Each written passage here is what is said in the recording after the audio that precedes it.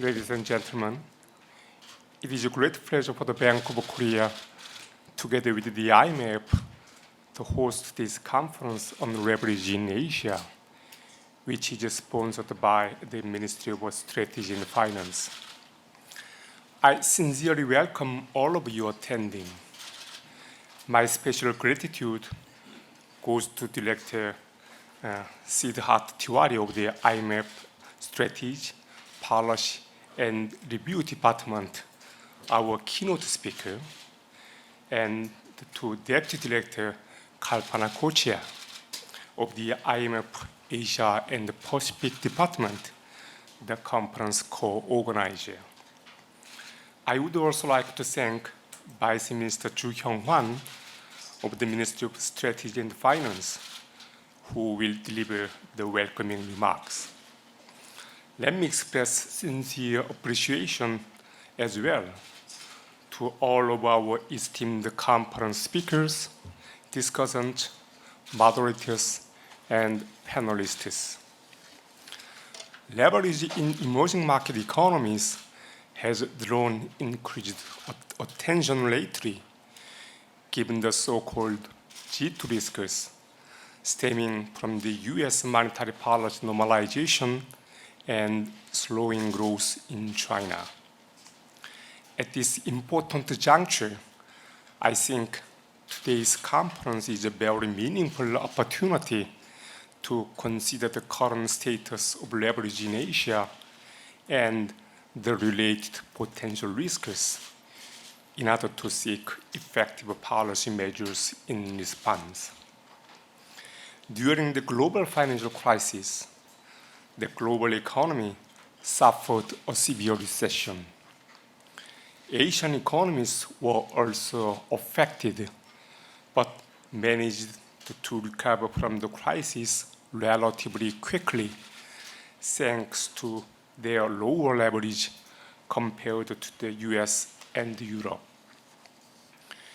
Whereas advanced countries have carried out deleveraging since the crisis, leverage ratios in Korea and many other Asian countries have been rising. This is due largely to the abundant global liquidity provided by major advanced countries through their unprecedented quantitative easing and to the accommodative policies pursued in Asian countries. The resulting lower borrowing costs, coupled with easier access to finance, have led to higher leverage in our region. Leverage occurs in the process where economic agents fund their economic activities. Specifically, it increases when households try to smooth out fluctuations in their consumption, when firms raise funds for investment, and when the government spends more than its tax revenues.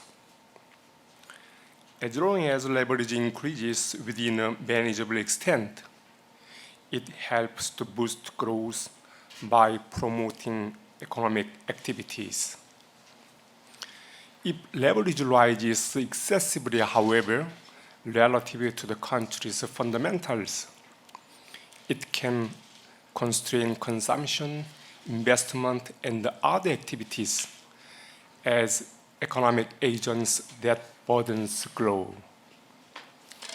In an extreme case, it can heighten the credit risks of borrowers and financial institutions and destabilize the financial system. The country's sovereign rating can fall as a result, with the inevitable impacts on the real economy. Since the global financial crisis, the financial interconnectedness across countries has deepened greatly due to expanded international capital movements. As a result, changes in monetary policy or financial conditions in one country can have considerable effects on those in other countries. And if one country suffers financial instability owing to excessive leverage, then other countries are more likely to face contagion risks now more than ever before. In the future, the degree of global financial accommodation is likely to gradually decline with the US Federal Reserve's monetary policy normalization, leading international financial conditions to develop in directions different from those seen until now. In these circumstances, both the public and private sectors need to devote greater attention to stable, appropriate management of their leverage. Financial institutions need to improve their capabilities for screening when supplying credit to borrowers. This will allow them to manage their leverage well, both quantitatively and qualitatively.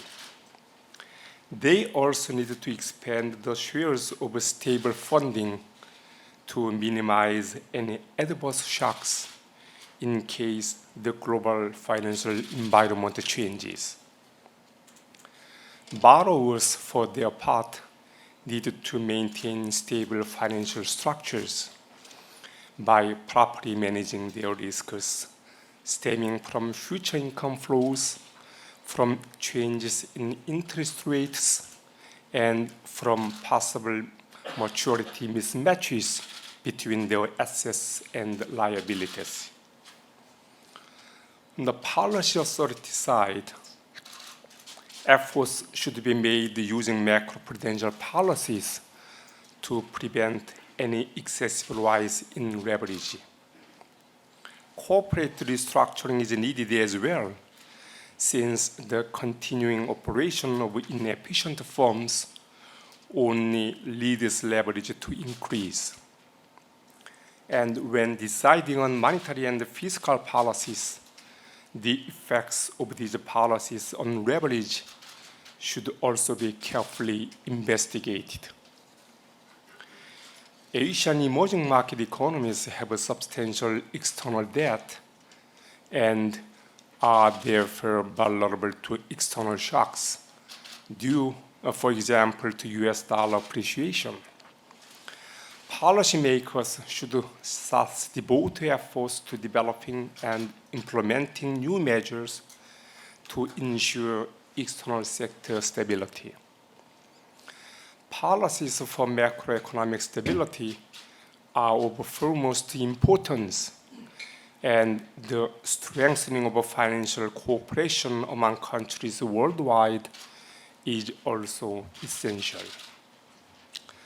I am confident that today's conference will be a valuable opportunity for participants to carefully evaluate the potential risks associated with leverage in Asian countries and to discuss in-depth policies to alleviate them. I also believe that the insightful suggestions made in this conference will help us to find ways of strengthening the financial systems and economic fundamentals of countries in Asia and around the world. Let me conclude by saying once again how much I appreciate you all taking time from your busy schedules to participate in this conference here today. Thank you. Thank you, Governor.